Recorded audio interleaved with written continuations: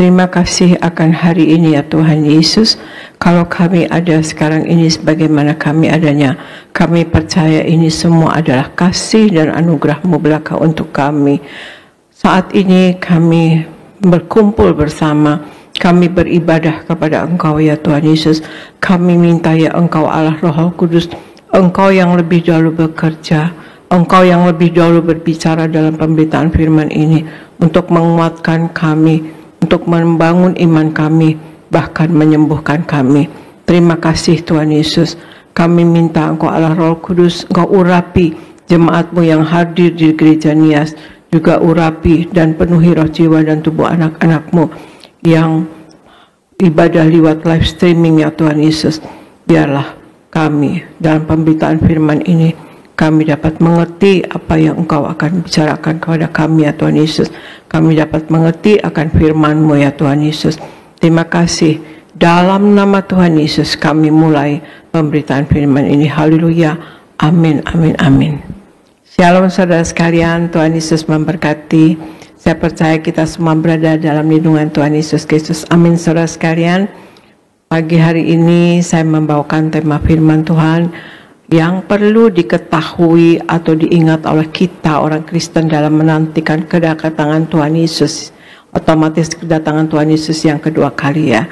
Yang perlu diketahui atau diingat oleh kita orang Kristen dalam menantikan kedatangan Tuhan Yesus, saudara sekalian. Kita lihat hari-hari ini kekristenan menjadi sorotan ya di mana-mana. Ada yang menjadi sorotan yang baik, ada pula yang menjadi sorotan yang kurang baik. Alkitab menuliskan bahwa kehidupan kita itu adalah surat Injil yang terbuka, yang dapat dibaca oleh semua orang. Karena itu, kita setiap orang percaya sepatutnya selalu mengawasi kehidupan kita agar tidak menjadi batu sandungan. Sebaliknya, kita harus menjadi berkat. Rasul Paulus menuliskan bahwa setidaknya sikap yang harus kita miliki agar tidak menjadi batu sandungan, yaitu mampu menguasai diri, saudara. Hari-hari ini ada banyak hal dan banyak kejadian ya, yang dapat memancing kita untuk berbuat salah atau berbuat dosa.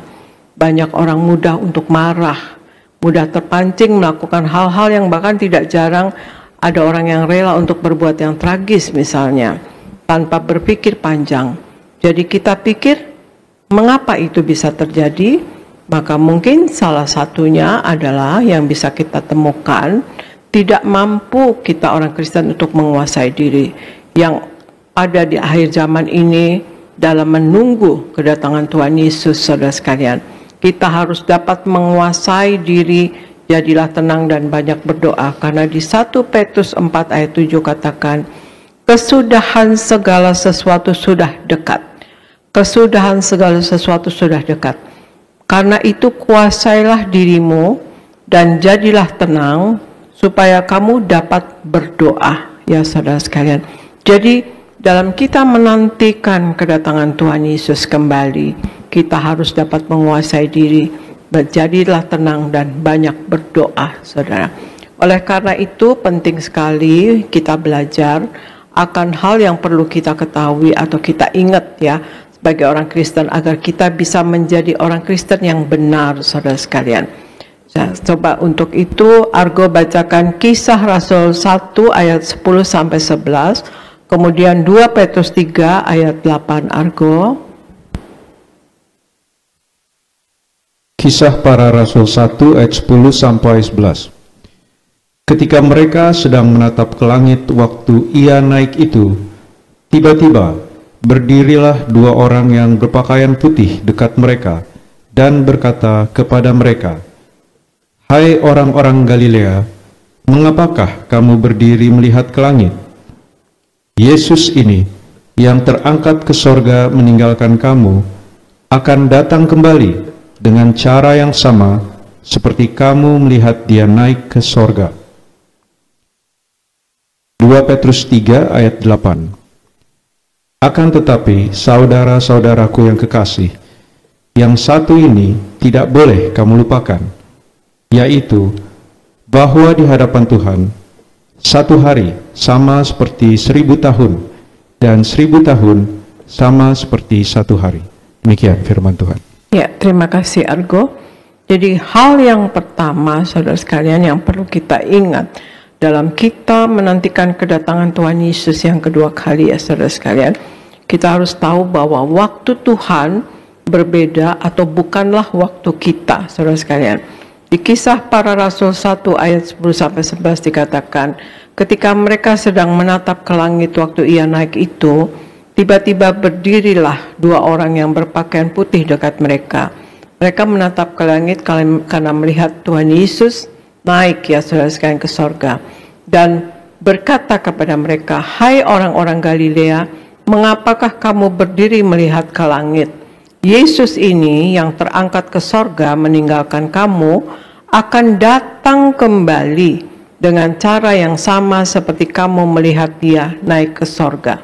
Ya saudara sekalian, jadi disitulah mulainya terjadinya disebut akhir zaman, waktu Tuhan Yesus naik ke sorga, akan datang kembali, ya saudara sekalian. Jadi artinya ya nanti ada urut-urutan itu, ya saudara sekalian, waktu Tuhan datang, kemudian ada sebelumnya ada waktu masa sukar, misalnya seperti itu, dan kemudian ya seperti ini tadi dikatakan, ya, kesudahan segala sesuatu sudah dekat. Karena itu kuasailah dirimu dan jadilah tenang supaya kamu dapat berdoa.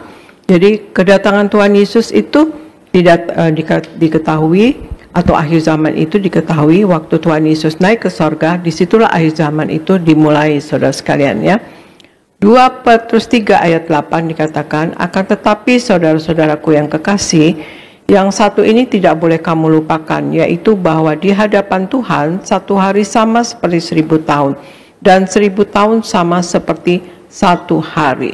Jadi hal nomor 1 untuk kita ingat untuk menantikan kedatangan Tuhan adalah waktu Tuhan berbeda dengan waktu kita, atau waktu Tuhan bukanlah waktu kita, saudara. Kita sering merasakan kok lama, ya, karena menggunakan ukuran waktu kita dan bukan waktu Tuhan, bukan ukuran waktu Tuhan. Akhir zaman dimulai dari zaman Yesus. Ketika Yesus naik ke sorga yang akan kita peringati nanti, ya saudara, dan Tuhan Yesus berjanji akan datang kembali. Maka saat itulah akhir zaman, di mana kita menantikan Yesus datang kembali, ya. Tahun 2000-an sekarang ini, saudara sekalian, menurut Allah itu baru 2 hari, karena bagi Tuhan 1 hari sama dengan 1000 tahun. Waktu kita singkat, Tuhan bisa datang kapan saja. Oleh karena itu, hiduplah kita seolah-olah Tuhan akan datang esok hari. Dan hari ini adalah kesempatan terakhir bagi kita untuk mempersiapkan diri. Bentengi hati kita dan pikiran kita dengan pengertian bahwa waktunya singkat. Jadi kita akan menjalani kehidupan dengan militan berbuat baik, tidak mendukakan hati orang lain. Siapapun juga, saudara sekalian, kita nggak mau dukakan hatinya. Juga giat dalam pekerjaan Tuhan, selalu doa, komunikasi dengan Tuhan, bergaul intim dengan Tuhan Yesus, dan melakukan firman-Nya dalam hidup kita. Jadi hal yang pertama yang harus kita ingat dalam menantikan kedatangan Tuhan Yesus adalah 1, waktu Tuhan berbeda dengan waktu kita, atau waktu Tuhan bukanlah waktu kita, saudara sekalian. Kemudian Argo bacakan Lukas 12 ayat 39 sampai 40, kemudian 2 Petrus 3 ayat 9, Argo. Lukas 12 ayat 39 sampai 40. Tetapi ketahuilah ini, jika tuan rumah tahu pukul berapa pencuri akan datang, ia tidak akan membiarkan rumahnya dibongkar.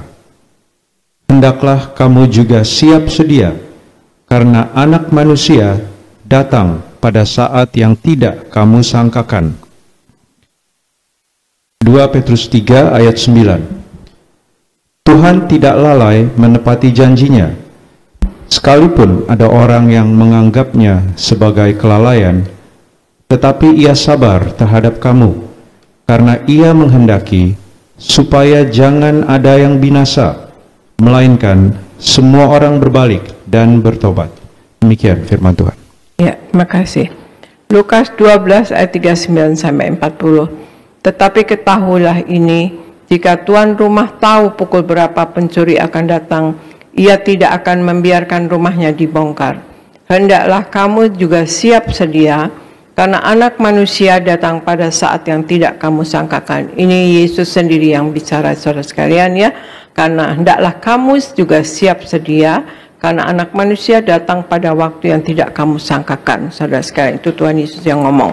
Kemudian 2 Petrus 3 ayat 9 katakan, Tuhan tidak lalai menepati janjinya, sekalipun ada orang yang menganggapnya sebagai kelalaian, tetapi ia, Yesus, sabar terhadap kamu, karena ia menghendaki supaya jangan ada yang binasa, melainkan supaya semua orang berbalik dan bertobat. Hal yang kedua yang harus kita ketahui, ya, yang harus kita ingat dalam menantikan kedatangan Tuhan Yesus adalah yang kedua kali, Tuhan Yesus pasti tepati janjinya. Kalau manusia yang berjanji bisa saja dipungkiri, tapi kalau Tuhan yang berjanji pasti akan tergenapi. Sebab jika Tuhan ikat janji, maka dia bukanlah Tuhan, saudara sekalian. Penundaan kedatangan Tuhan Yesus ini hanyalah bentuk kesabaran Tuhan, agar semakin banyak orang yang diselamatkan. Tetapi kita percaya bahwa hari Tuhan akan datang. Entah Tuhan Yesus yang benar-benar datang, saudara sekalian, atau kita yang akan dipanggil pulang oleh Tuhan, ya. Tetapi kita harus percaya bahwa hari Tuhan akan datang. Gunakan kesempatan yang ada untuk hidup benar di hadapan Tuhan, juga di hadapan sesama, dan beritakan kabar baik agar semakin banyak orang yang mengenal Tuhan. Sebagaimana di 2 Petrus 3 ayat 11-12 katakan, jadi jika segala sesuatu ini akan hancur secara demikian, betapa suci dan salehnya kamu harus hidup, yaitu kamu yang menantikan dan mempercepat kedatangan hari Allah. Pada hari itu langit akan binasa dalam api, dan unsur-unsur dunia akan hancur karena nyalanya. Memberitakan kabar baik bisa kita lakukan dari mana saja, bisa dari rumah atau di mana kita berada. Sekarang teknologi sudah maju, saudara sekalian. Dengan media sosial kita bisa memberitakan tentang Tuhan, dengan menyampaikan prinsip-prinsip kebenaran firman yang dapat menerangi hati manusia. Tetapi juga dalam kehidupan nyata, itu media sosial dunia maya ya, kita bisa berkata baik dan firman Tuhan sekali. Tapi dalam kehidupan nyata, kita juga harus terlihat sebagai anak Tuhan yang sungguh-sungguh baik. Jangan menjadi batu sandungan. Kita selalu bangun keintiman dengan Tuhan, sehingga kita dalam langkah hidup sehari-hari dapat mencerminkan seseorang yang pantas dijadikan teladan, sehingga dapat menjangkau atau memenangkan jiwa-jiwa bagi kerajaan sorga, saudara sekalian. Jadi hal yang kedua adalah yang perlu diingat dalam menantikan kedatangan Tuhan Yesus yang kedua kali. Kita harus tahu bahwa Tuhan Yesus pasti tepati janjinya, saudara sekalian. Kemudian Argo bacakan 2 Petrus 3 ayat 10, kemudian 2 Petrus 3 ayat 17-18 Argo. 2 Petrus 3 ayat 10. Tetapi hari Tuhan akan datang seperti pencuri. Pada hari itu, langit akan lenyap dengan gemuruh yang dahsyat, dan unsur-unsur dunia akan hangus dalam nyala api, dan bumi dan segala yang ada di atasnya akan hilang lenyap. 2 Petrus 3 ayat 17-18. Tetapi kamu, saudara-saudaraku yang kekasih, kamu telah mengetahui hal ini sebelumnya. Karena itu, waspadalah, supaya kamu jangan terseret ke dalam kesesatan orang-orang yang tak mengenal hukum, dan jangan kehilangan peganganmu yang teguh. Tetapi, bertumbuhlah dalam kasih karunia, dan dalam pengenalan akan Tuhan dan Juru Selamat kita, Yesus Kristus. Baginya kemuliaan sekarang dan sampai selama-lamanya. Demikian firman Tuhan. Ya, terima kasih. 2 Petrus 3 ayat 10 katakan, tetapi hari Tuhan akan tiba seperti pencuri. Pada hari itu langit akan lenyap dengan gemuruh yang dahsyat, dan unsur-unsur dunia akan hangus dalam nyala api, dan bumi dan segala yang ada di atasnya akan hilang lenyap. 2 Petrus 3 ayat 17-18 katakan, tetapi kamu saudara-saudaraku yang kekasih, kamu telah mengetahui hal ini sebelumnya.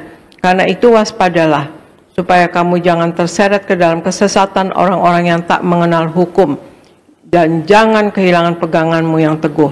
Tetapi bertumbuhlah dalam kasih karunia dan dalam pengenalan akan Tuhan dan Juru Selamat kita, Yesus Kristus. Baginya kemuliaan sekarang sampai selama-lamanya.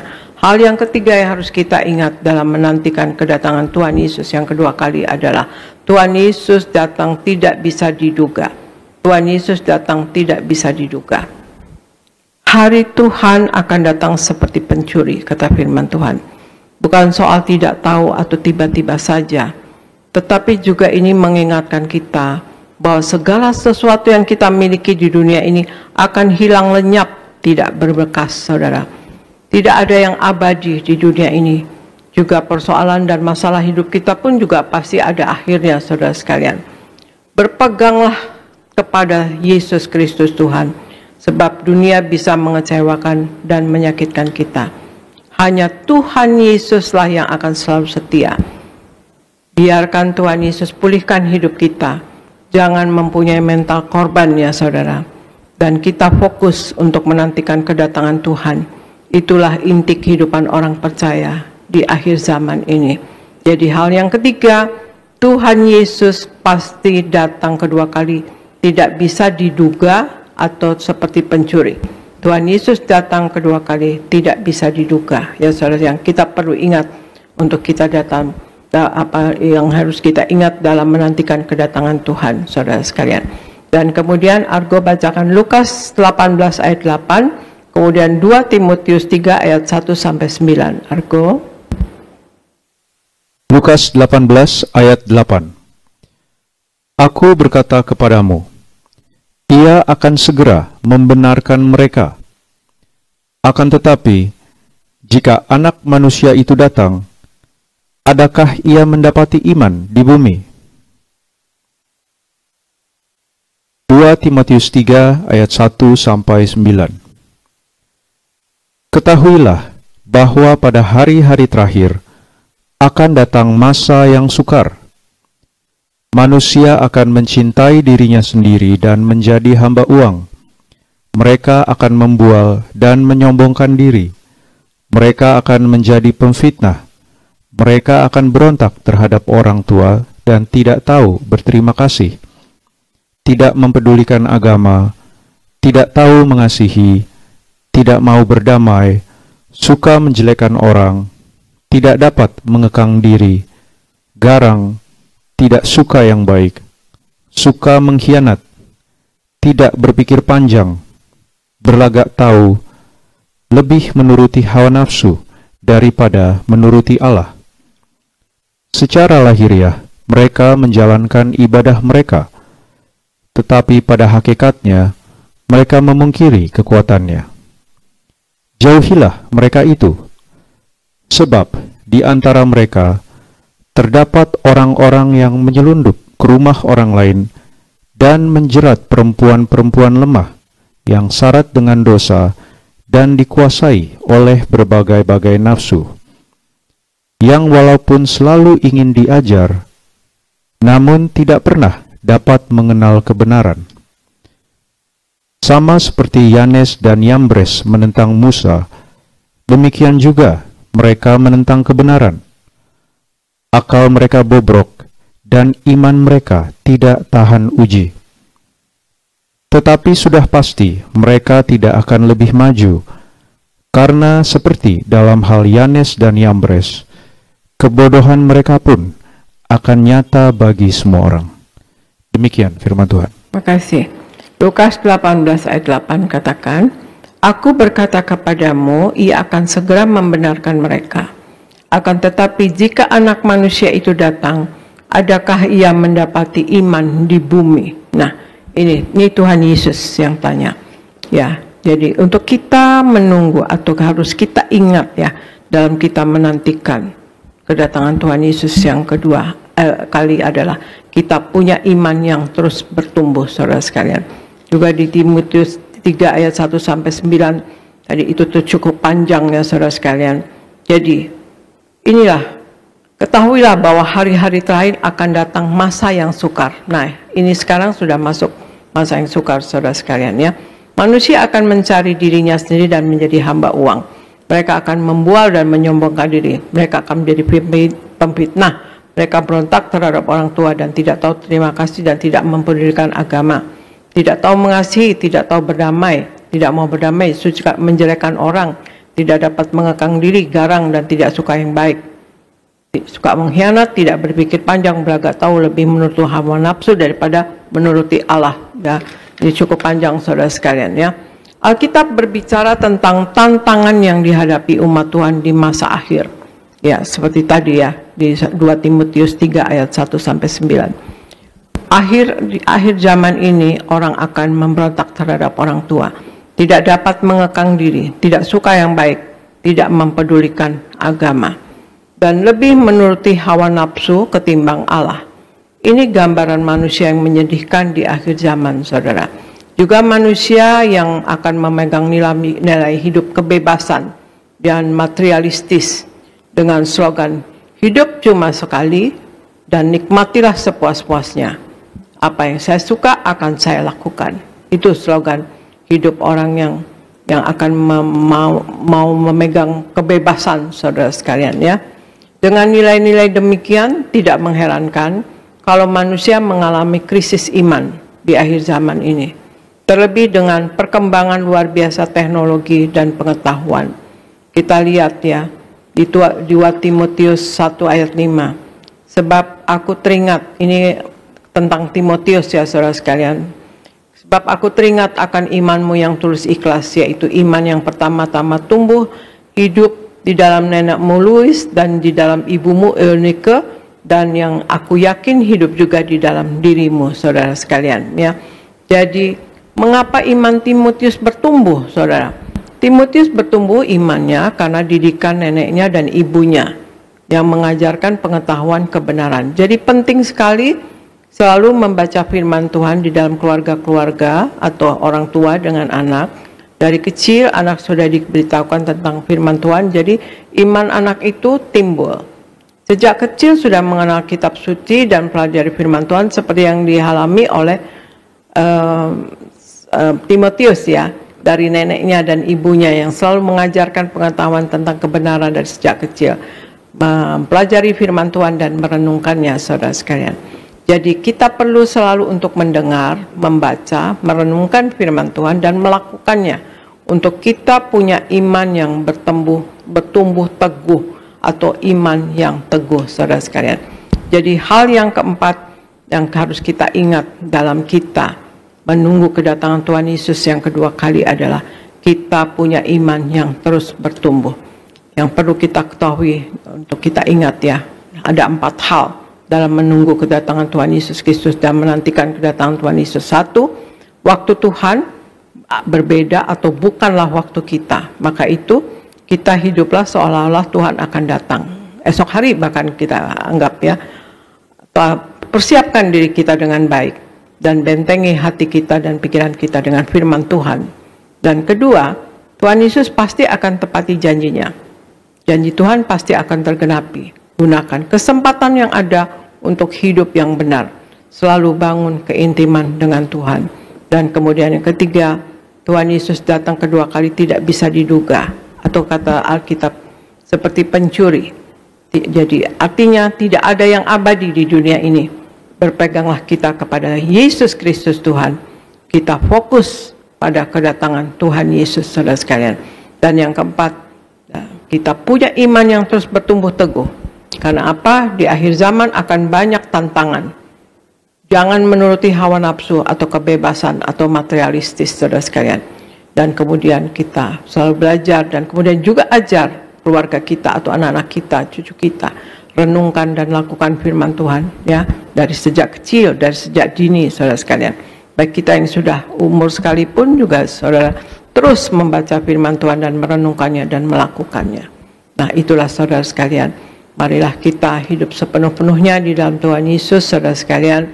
Karena ya Kita jangan mendukakan hati Tuhan. Kita harus hidup menyenangkan hati Tuhan.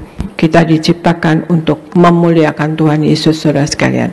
Tujuan Tuhan adalah memuliakan Dia, Allah kita di dalam Yesus Kristus Tuhan. Untuk itu marilah kita hidup sepenuh-penuhnya di dalam firman Tuhan, saudara sekalian.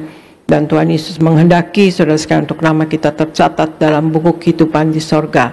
Tuhan Yesus sedang menyediakan rumah kita, rumah bagi kita di sorga. Dan Tuhan Yesus katakan kalau nama kita sampai tidak tercatat dalam buku kitab di kehidupan di sorga, maka kita akan mengalami kematian yang kedua atau kematian kekal atau lautan api, ya, selama-lamanya, saudara sekalian. Dan kemudian juga Tuhan Yesus katakan, barang siapa menang, maka ia akan kududukan bersama-sama dengan aku di atas tahtaku sebagaimana aku pun telah menang dan duduk bersama Bapa di atas tahtanya. Dan marilah kita selalu memperingati karya keselamatan yang telah Allah kerjakan, ya, untuk kita hidup mengucap syukur kepada Tuhan. Kita menjadi anak-anak Tuhan Yesus adalah anugerah yang terbesar untuk kita. Dan kemudian juga kita selalu menyatu dengan tubuh darah Yesus. Kita ingat karya keselamatan itu, kita sudah diselamatkan dan kita sudah diampuni dosanya, saudara sekalian. Untuk itu kita jangan lagi berbuat dosa, jangan berbuat salah, jangan mendukakan hati Tuhan, jangan mendukakan hati sesama. Dan Tuhan Yesus menghendaki kita berjuang dalam hidup ini, berjuang masuk pintu sempat, berjuang masuk surga, saudara sekalian. Ya, Tuhan Yesus katakan barang siapa menang, ya, ia akan kedudukan bersama-sama dengan aku di atas tahtaku, kata Tuhan Yesus, ya. Sebagaimana aku pun telah menang dan duduk bersama dengan Bapa di atas tahtanya. Simon Petrus pernah menanyakan kepada Tuhan Yesus, kami sudah mengikut Engkau, apa yang akan kami peroleh? Kata Tuhan Yesus, kamu akan memerintah bersama-sama dengan aku, kamu akan dibalas 100 kali lipat dan hidup kekal, saudara sekalian. Itulah yang kita kejar, yaitu hidup kekal. Ya, kita hidup di dunia ini, ya, waktunya singkat, tadi firman Tuhan katakan, ya. Jadi kita ingat yang kita lakukan adalah kita harus militan berbuat baik, ya, militan dan jadi Injil yang terbuka yang dapat dibaca oleh setiap orang, baik kita anak Tuhan, baik pun bukan orang-orang dalam Tuhan Yesus Kristus, dapat melihat inilah kita anak Tuhan Yesus, saudara sekalian. Marilah saudara sekalian, kita dalam hidup ini bertobat dan bertobat tiap hari. Tidak ada hari tanpa pertobatan. Belajar dan belajar firman Tuhan dan tekun melakukannya, merenungkan firman Tuhan selalu, saudara sekalian. Dan kemudian juga kita berjaga-jaga dan waspada untuk tidak jatuh dalam dosa dan kesalahan, untuk kita tidak jatuh dalam hal-hal yang tidak kita inginkan, saudara sekalian. Itulah saudara sekalian firman Tuhan. Jadi intinya, ya, untuk kita yang harus kita anak-anak Tuhan, orang percaya harus ingat dalam menantikan kedatangan Tuhan Yesus adalah satu, waktu Tuhan berbeda dengan waktu kita, atau bukanlah waktu kita, saudara sekalian. Dan kedua, Tuhan Yesus pasti akan genapi janjinya. Kalau Tuhan Yesus bilang katakan akan datang, dia pasti akan datang. Cuma waktunya tidak, kita tidak tahu kapan, ya, saudara, tidak bisa duga. Tuhan Yesus datang yang ketiga, Tuhan Yesus datang kedua kali, tidak bisa kita duga, atau seperti pencuri. Dan keempat, kita harus punya iman yang terus bertumbuh teguh. Tuhan Yesus katakan, kalau Tuhan Yesus datang, adakah ia mendapatkan iman di bumi ini? Jadi Tuhan Yesus menghendaki kita untuk punya iman yang terus bertumbuh teguh. Itulah saudara sekalian, demikianlah pemberitaan firman Tuhan pagi ini.